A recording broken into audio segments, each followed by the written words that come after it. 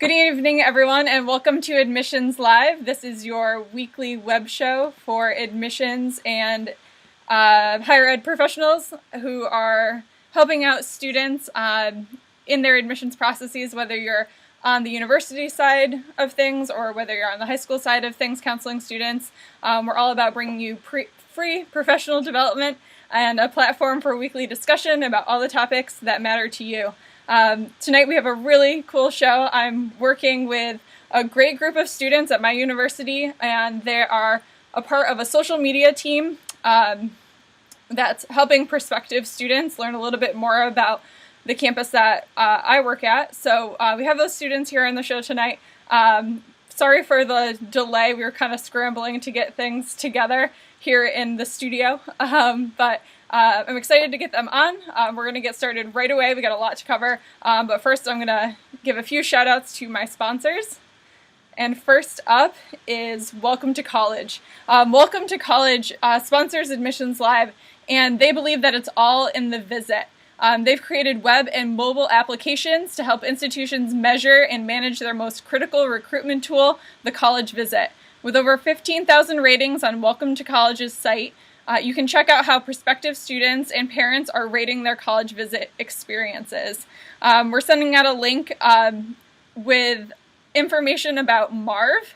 If you haven't checked out Marv before from previous shout-outs, Marv is really, really cool. He's someone you need to know, and he's in the mix for a Shorty Award. So help out Marv, our favorite RV, and we got that link out to you right now. Next up is Zinch. And Zinch is sponsoring us this year. They're great folks, and they are the top college and scholarship resource. They have over 4 million high school and college students on their site. They partner with close to 1,000 colleges and universities, and Zinch is helping to lower cost of recruitment by bypassing those traditional search methods, and they're connecting schools with high-yield students with an expressed interest in your university. So learn more about Zinch and their freshman, transfer, graduate, and international student recruitment opportunities. You can email outreach@zinch.com or tweet @socialadmission. Next up, Admissions Live is sponsored by Integral. They are the creators of the Schools app on Facebook. Check out their webinar series about how private social networks can increase yield and retention. That happens this Wednesday at 1 p.m. Eastern Time, and we're setting out a tweet with that link right now. Last but not least, of course, this week, we have Scavenger, and they're a Google-funded mobile game about going places, doing challenges, and earning points. Check out Scavenger and how they're engaging 4 Boston area schools through a competition that coincides with the famous Beanpot Hockey Tournament. Really cool project that Scavenger is working on, as always. So excited to be working with all 4 of those sponsors. This week, we're not going over any admissions headlines, although I do have some for you. I'm not going to cover them in the live show. We're going to get them up on the archive for you. Just some interesting topics that are coming across the web this week. I'll make sure to have them on the website when we post this live show in the archive. I do want to give an unsolicited shout out of the week to a good friend of mine, Sheila Shabbat. She really helped me out last week on the show. Sheila is the Assistant Director of Alumni Admissions Volunteers at Rochester Institute of Technology, and she had some great feedback on the live show, really kept the back channel going, so got to give a shout out to Sheila and thank her for that. As always, tonight we'll be talking both live online with my guests, but we'll also be chatting on our admissions hashtag. So follow us on Twitter, follow @HigherEdLive. You can follow myself @AshleyHen and use that hashtag AdmissionsLive. For those of you that are tuning in, if you're interested in starting a program like we're going to be introducing tonight, maybe you already have developed a student social media ambassador program at your institution, you want to share what you're doing or simply ask questions to the guests, that's what we're looking for. So hopefully we can keep active back channel running throughout the live show tonight. So without further ado, I would like to introduce my team of students. Tonight our guests are Aaron Sapinka, Jacob Sachs, and Emily Oki. Aaron's a second-year journalism major at RIT in the College of Liberal Arts. Jacob is a third-year packaging science major in the College of Applied Science and Technology. And Emily Oki, who's been with me for a few years, is a fourth-year graphic design major at RIT in the College of Imaging Arts and Sciences. Tonight we're going to be talking about and this student ambassador team was started in 2010. It was partially because of my desire to really connect formally with the student ambassadors that were already a part of our admissions office and get them interacting on Twitter and on Facebook with prospective students. So I was really interested in forming a formal alliance between those two constituents. And the other part of this project and how it kind of came to be was a student interest too. So Emily was one of the students that was really interested in using video content on our website. So she kind of came to us with her ideas about leveraging video, and that just all kind of fit into place. So we'll talk a little bit more about how the project got off the ground. I've presented about this topic at a couple conferences now from the managerial side of things. So I'm excited to kind of turn this topic on its head and talk to the students about what it's like from their perspective and how they actually get the project going. Because at the end of the day, they're the ones that are really producing all of this content for the university. We're just the ones that get to benefit from it. So without further ado, I'd like to bring the team on. Say hello. Hi, guys. Hi. Thank you for coming out tonight. I know your college schedule's very well, and I know it's a busy night. Jacob's a little bit under the weather, so extra thanks for him for sticking around to join us this evening. But hope that you're excited. I'm excited about this too. And that everything is going to go smoothly technology-wise. We are at an Institute of Technology, but sometimes things get a little tricky. So thanks, of course, for coming on. And I want to get started with a few questions. And bringing it back a couple years ago for Emily and Jacob, but just this past year for Aaron, what made you decide that you wanted to be a part of this project? And when you applied for the position or were asked to be a part of it, depending on how you came into it, what was your reason for wanting to be involved and wanting to be a social media ambassador specifically? I'm sorry. I started with admissions 4 years ago. And when I applied to RIT, I was really drawn to the blogs because it kind of helped the waiting period in between getting accepted and then coming to school. So I checked the blogs often, and I really wanted to come in and be a blogger. And so I got the job initially for that, and it kind of snowballed into starting everything we've done so far. Yeah, definitely. So just a little background for others. Emily has been in the office for 4 years now, and she was one of those people who was involved in our blogger program kind of from the early start of it. But she was one of those people that wanted to kind of grow it into something a little bit more rich. Jacob came on last year. Jacob, how did you get brought into this mix? So I actually applied just to be a tour guide and also to work in the office. There's other responsibilities many student ambassadors do. And during my interview, I was asked what interests I had, and I was like, well, what all are offered? And I was mentioned as social media, and I was like, I don't really know what that is as far as student ambassadors go. So the counselors interviewing explained it to me. I said, seems pretty interesting. I've got a good background in Facebook. I've been aware of Twitter and done some video projects in the past, so I just caught on interest and took the job and ran with it. Yeah, great. We're glad that you did. And so for those of you that might be on my side of the table, we did an interview search or a job posting for all of our tour guides and office support. And we also, at that time, were interviewing for social media representatives for this new team. And I had a colleague of mine come out of the interview with Jacob and say, "You want this student, he's going to be perfect." So that's how Jacob kind of got brought into the fold. But Erin, you applied directly to this position, right? Yeah. So what about you? Why did you find that social media posting so appealing?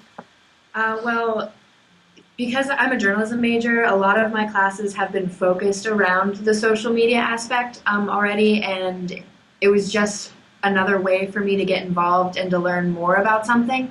Plus, I always wanted to be a tour guide, and I'm really school spirited, so it kind of tied two loves together. And as soon as I saw the social media aspect, there was like no question. That's what I was applying for, because I love Twitter, I love Facebook, and I love being up on the up and up with what's coming in social media wise. I'm actually quite addicted to it, so it was right up my alley.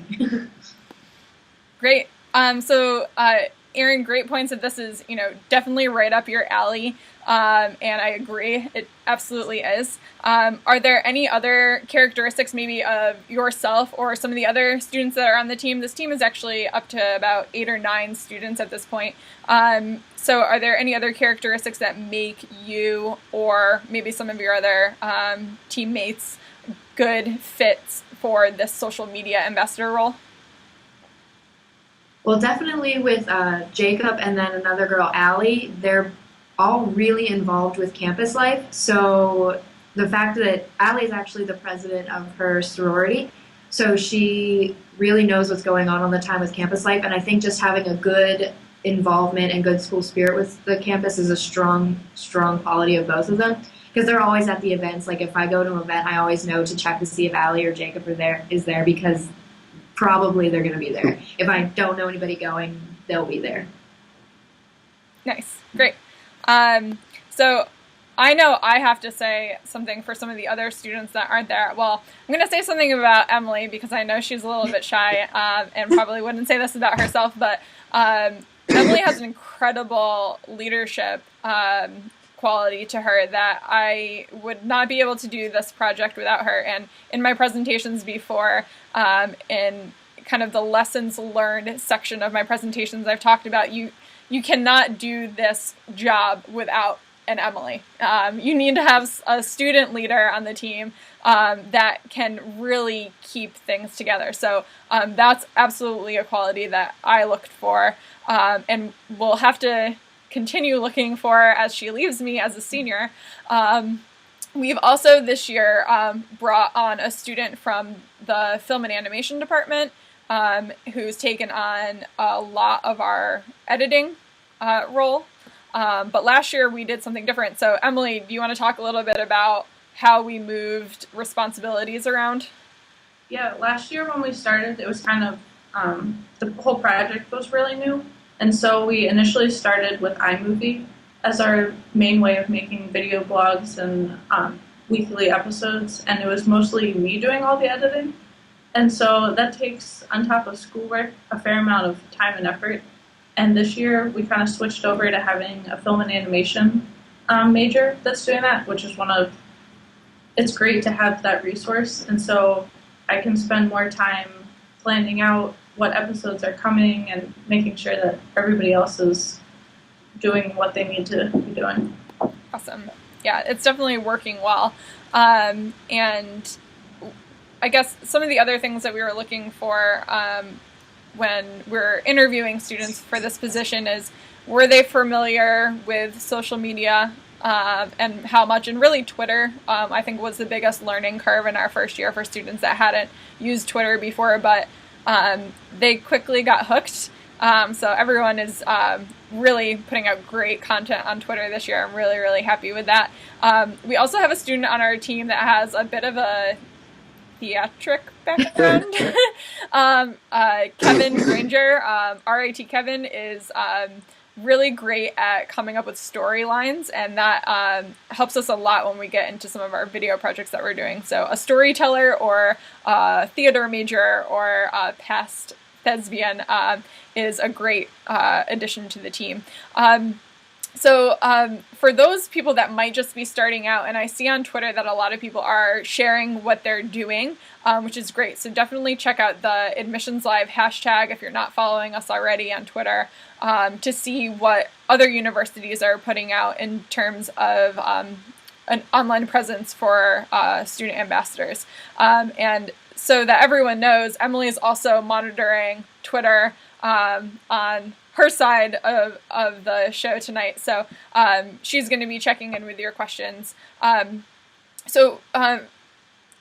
For those people who might just be starting this project, maybe they have student ambassadors that are dabbling in blogs or helping out on Facebook pages. But if you're really trying to put together a formalized social student ambassador team, what would you recommend that people do? How do you get started in something like this?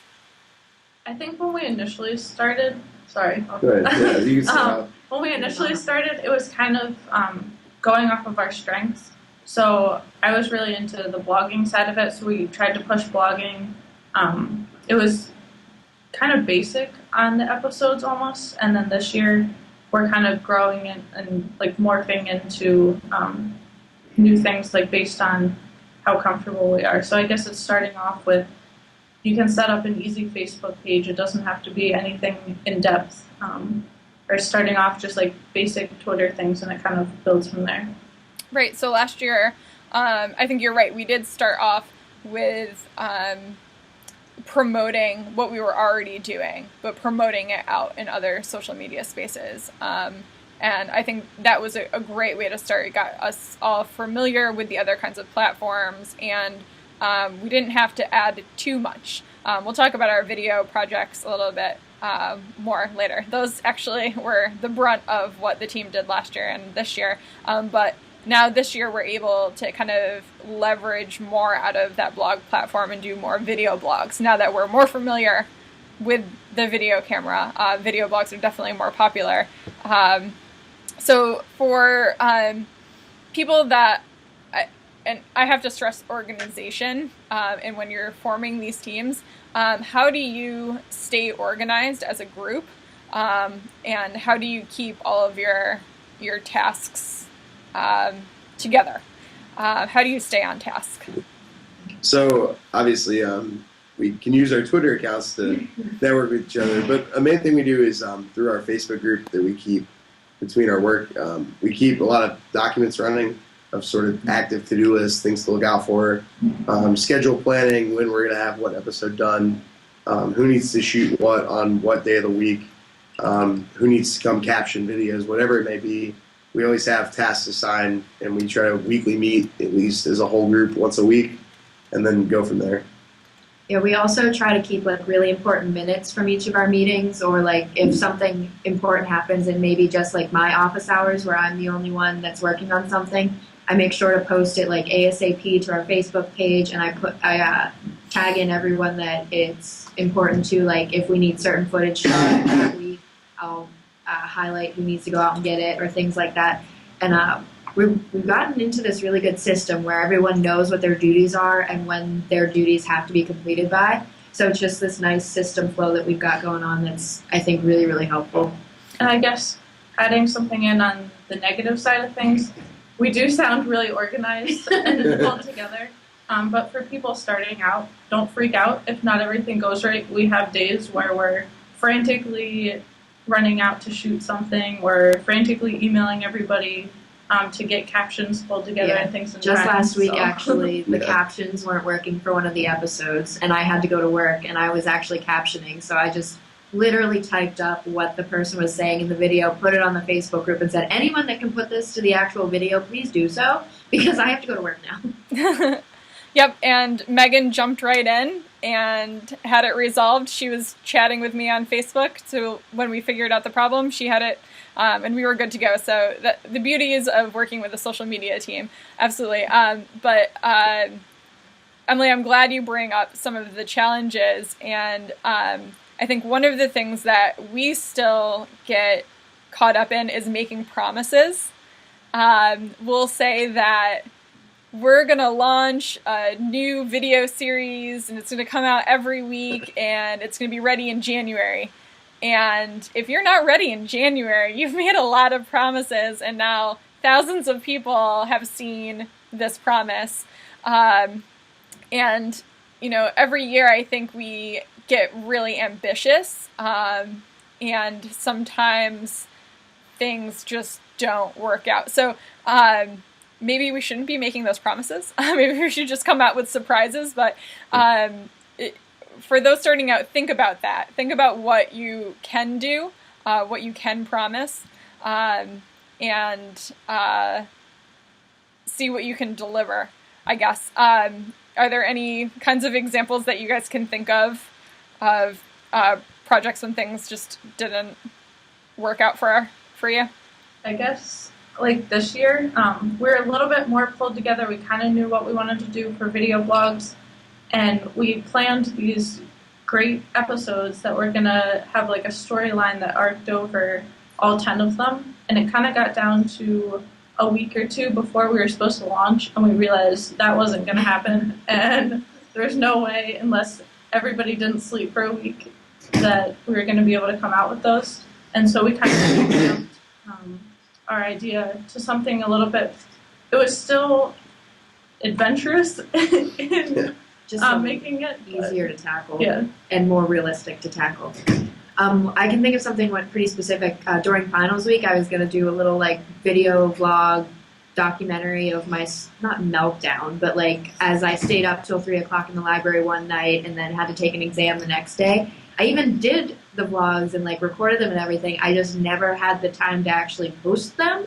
So I have these great vlogs. It's just that when it came down to it, my time just wasn't there to get them captioned and up on the internet. So that is one of my personal failures that didn't work out. It was a good idea. It's just it wasn't in the work. It just didn't have time. Yeah, and Erin, you've mentioned captioning. That is part of the process. Can you tell folks a little bit why we make sure everything is captioned and why you guys are so dedicated to making sure that any kind of video content we put out there is also closed captioned? Well, our school has a huge deaf and hard of hearing population, and so that's out of a sign of respect for them is to offer the content that's captioned already. Plus, as many probably have seen, the YouTube captioning that's sometimes automatically generated is horrible.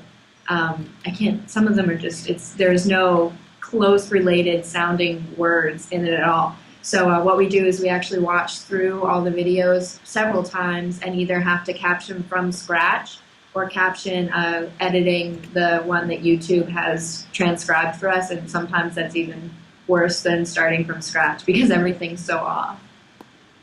Yeah, definitely. But it's doable, right? Yeah. That little bit of extra work makes it accessible to so many more people. And other things that you think about, not just because of the deaf and hard of hearing community, but you know, sometimes you mumble your speech or you're filming someone and you just don't understand what video game they were talking about. Or maybe you have someone that is watching the video in a noisy area and just wants that captioning there as an added support. So I think it's great that you guys are committed to doing that as well. I was going to say, for like a 3-minute video, it takes me 30 minutes maybe to caption it, and I'm like a perfectionist where I put all the right commas in and so I think it would take 20 minutes for a 3-minute video, if that. So let's talk a little bit about what you guys are actually doing. And what technology are you using? So if you could run down maybe the hardware that you use, you know, what do you have at your fingertips to help you get this job done? Well, so for our videotaping, we use iPod Touches that shoot HD video, just like this one. Those we can quickly dump in on our computer, which we put onto a server. So if I shoot something, Trevor, who is our master editor, can go in and edit it right away. Go in and grab it right off the site. He can be back at his dorm room doing that. Other than that, we really use other types of cameras, phones sometimes if we don't have our iPods with us. But we try to stick to the iPods for videos. And we incorporate these into the video blogs, something newer we've been doing this year. Awesome. Yep. And so talking a little bit about what you're doing on your day-to-day then, to give people an idea of what the scope of this project is actually like for you. What kind of things do you find yourself doing every single day as a part of this job? I tweet a lot. I love tweeting, and that all I need is my phone. You don't even need a smartphone anymore to do that. You just have to know the Twitter number, which is like 24 something, I don't know. And you just send, it takes 5 seconds, and I literally tweet about the most random things that are going on campus today. Like today most of my tweets revolved around snow actually falling today, which is weird because we're in Rochester, but it hasn't been here, so I was upset about it. Yeah, great. So Twitter is one of them. Any other kinds of things that you absolutely are doing every single day? I mean, I'm always on Facebook, me personally, especially that I have a smartphone. I'm always carrying around, checking it, not during class, of course, but between classes, always checking to see what's going on, what's happening. I'd be sure to check the accepted students pages. And I jumped to my Twitter app as well, because a lot of the new app integration on 3G, 4G devices have really been out there and been vastly improved with the user interface. So you mean to tell me that you don't go on Facebook during class? I was going to say, I'm on Facebook. That's the most time I'm on Facebook during class. When I'm able to. All right, yeah. So what about weekly projects? What kinds of things are you doing through the week? This is really the bulk of the work that's done. And I know that Zinch was asking about how many hours students are putting in, and I saw Emily tweeting out back saying about 10 to 20 hours is what you're usually looking at, but it's a pretty flexible position. You kind of can put in as much as you want to, and then we do have those expectations every week. But what are those, the week-long projects that you're working on? I think the hours definitely depend on what part of the season we're in. And so sometimes it's just putting out blogs, and then frequently, most recently, I guess, it's actually putting out the videos. So it's people coming in and out, editing, making sure that we're, on Fridays, we make it a point to go out and shoot during our meetings. On Mondays and Tuesdays, we're usually editing. So we've kind of got a schedule down. You know what day of the week it is and what you need to be doing. One of our other big weekly projects we've started recently, we've been doing the 5RIT student series, sort of a profile of each of us. But in addition, we've started a new series this year called the 9x9 series. It looks into the different colleges of RIT. All three of us here are in different colleges, as Ashley mentioned before. So we really get a chance to expose our audience to what not only our programs are about and what our daily lives are about, but all the students around us that we're around every day. Every college basically has its own building, so we get to go in and out, shoot that. Just today, Aaron and I were going around talking to engineering students about why their college is so great, why they really enjoy being engineers at RIT. Yeah, and a lot of the time with it being as a kind of a behind-the-scenes look, I can be walking to class and see a group of kids that are doing something and just kind of pull out the iPod and film that. So it's not even a dedicated amount of time. I mean, I still have my office hours. I still have the time that I want to blog in. But, it's just walking to class down our paths and stuff like that and seeing someone being like, hey, can you answer a couple questions for me for this video episode? So it's not always I have to come into the office here, and then it's also stuff that we can do out of the office and things like that. Right. Absolutely. And, of course, it's the blog program is still running. So it's sometimes, depending on how much you're engaged in that blog and wanting to push content out, that can be a weekly thing for students too. We've seen some really great questions coming in, and I'm trying to keep track of them. We're going to take a break in just a minute to go after some of those Twitter questions. So if you have more, bring it on. We'll be ready to answer them. But can you tell us a little bit about what you're looking at long term for this project? We've got to do a quick recap. The students are on Twitter and Facebook almost every day.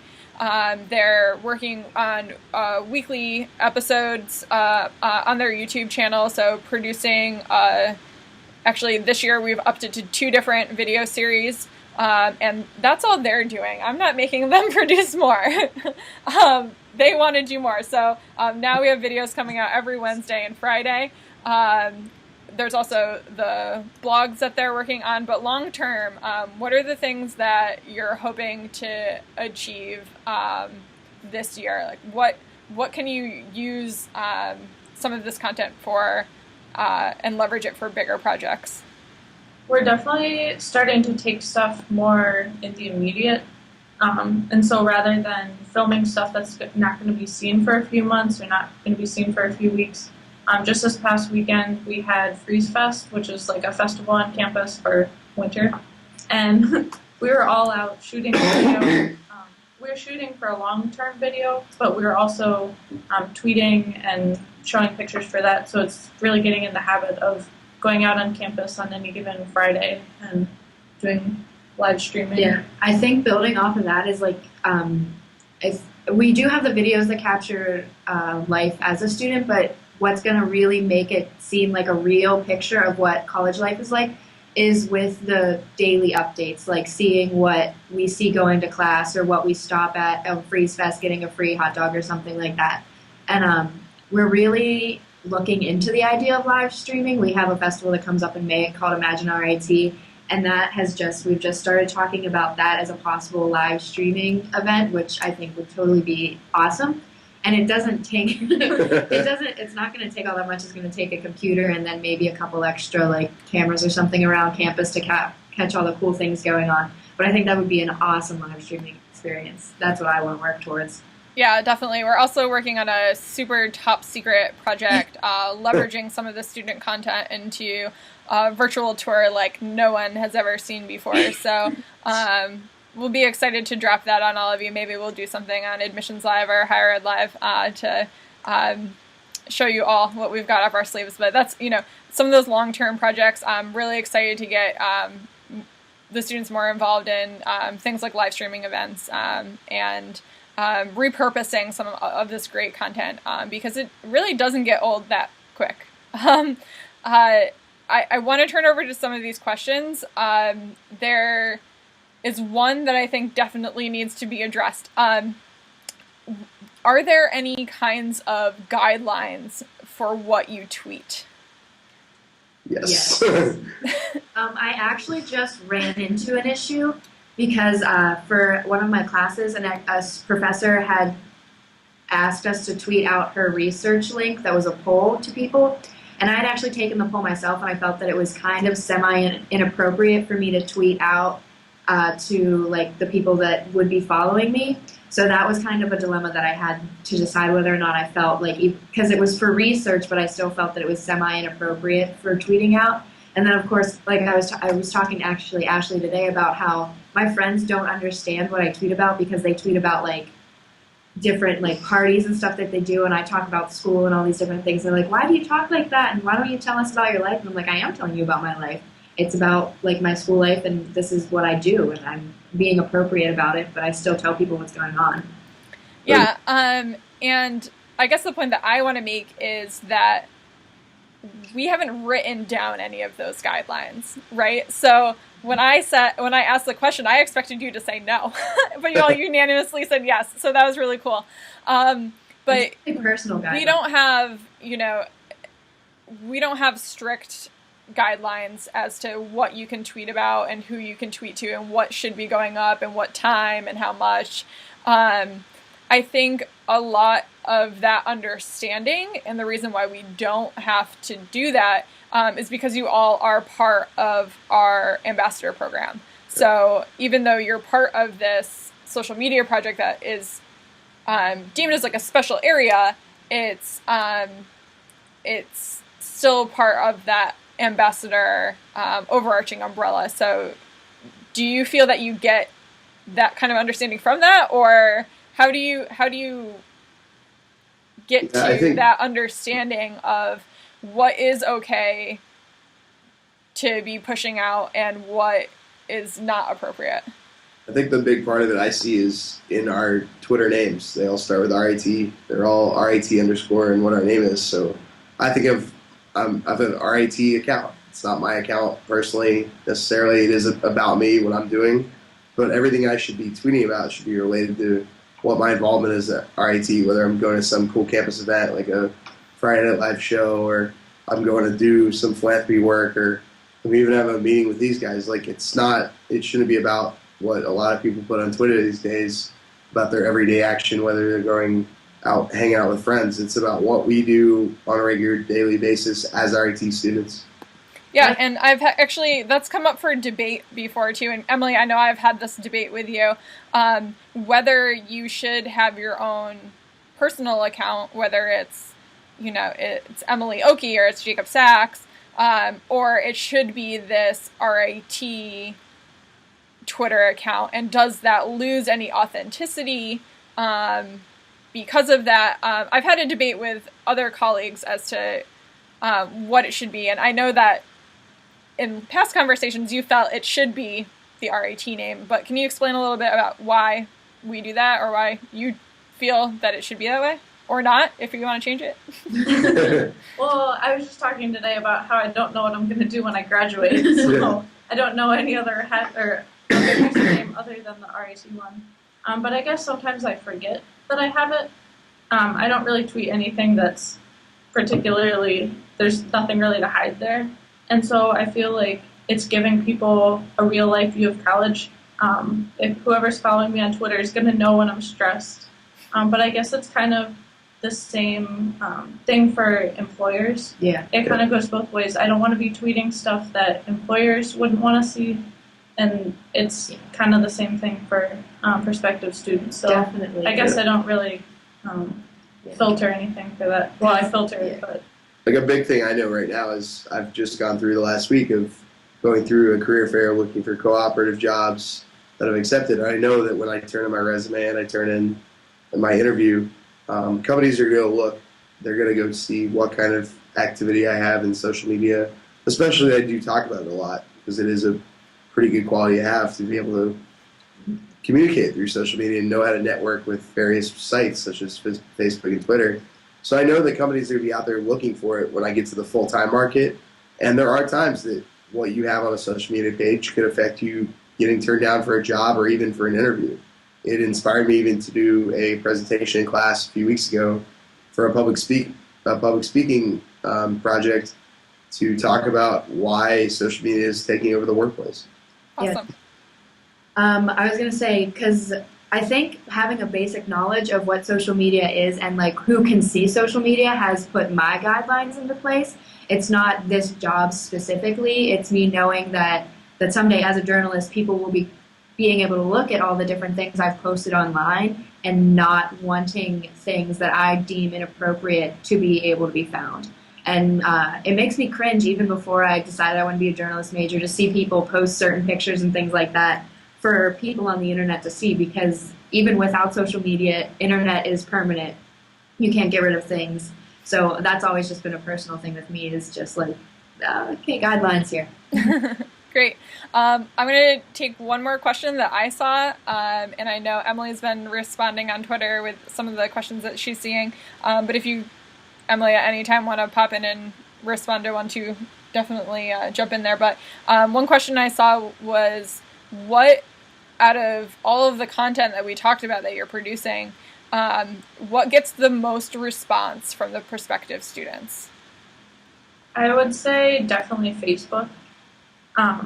Twitter's starting to pick up a little bit more, but it's still not a very wide audience in terms of people knowing what Twitter is. Hashtags Especially are in still, high school. yeah, especially high schoolers still don't know what a hashtag is, aren't really on that, but Facebook's really where we can reach people. I think we had some statistic of, it was like 85%, Ashley probably knows better, of the prospective class last year was all on our Facebook page for accepted students. And so it's reaching a really wide audience, and we're able to push our videos out that way and get to most of them. Awesome. Are you guys in agreement? So platform-wise, Facebook number one, Twitter number two. But in terms of where you're seeing, I guess, responsiveness, is it Facebook because they can have a conversation back and forth? Are they responding to your videos and pictures on Facebook, or is there? I guess if those are the social media platforms, what out of the content that you're producing do you find people responding to the most? Or not just people, the prospective students. Yeah, I think the biggest thing I see is on the accepted students page that we set up every year with the opportunity for the prospective students to ask us questions through the forums and discussion boards and ask us things that they may want to just ask a student about what their experience in student life, whether it's housing, meal plans, classes, the quarter system, whatever it may be, to know what it's going to be like when they get here, and to have that bridge between having that student leak of somebody who's out there reaching and helping you out, sort of leading your way into college. So when they get here, they have somebody to go to still about asking questions, and they still are here first couple weeks of freshman year, and they have their resident advisor, they have their orientation assistant, but they may want to ask each one of us still individually. I know I've had some friends I met, like my sophomore year, their freshman year, that they knew me because of the Facebook page and because of reaching out to me. So that's a really big thing to see, is that it really does connect, and it leads them to that partnership with you all the way into their college life. Definitely. And I know we're running a little late, but we started a little late too, so I think we still have more time for a couple of questions. And I still have a couple of questions of my own, so I want to make sure I get those in because it is my show. What do you find is the biggest challenge in your role? What is horribly difficult with this project? Yeah. Probably remembering to video or document something before it happens. We just actually kind of picked on one of the people that we work with, Kevin, about it, because when we were going out to ask questions, he wouldn't start filming until after a certain point, and he would miss like the really good reactions or the really good points of view or quick statements that someone makes like right off the top of their head. And so I think that's the hardest part, is probably just like being always aware, like, oh wow, something interesting might happen in the next split second. I should be prepared for it. That's the hardest part for me, is just thinking to film it while it's happening. I think most difficult for me, and Emily, I think you'll probably agree on this, is we try to do probably a lot of things at once. I think we try to do 2 or 3 episodes, working on 2 or 3 episodes at once. I know right now, today, we're out filming stuff for a 9x9 series, we're filming out stuff for our regular series, and we're brainstorming blog topics, we're talking about Imagine IT. So we're doing a lot of different things at once, and it's about balancing all those project management together. I guess sometimes the hardest part is actually getting the videos from people. We can plan all we want, but when it comes down to it, like the videos need to be in by Tuesday morning or something like that. So sometimes it's a little bit like pulling teeth, but luckily we do have Twitter and Facebook and everything, so I can spam people on multiple accounts of get your videos in now. They probably don't appreciate it. Yeah. We've had to do that less this year, so there's a little bit of a learning curve to that, I think. So what kind of support do you need in this role? Is there anything that you would say students absolutely have to get this job done, or is there anything that would make your job easier?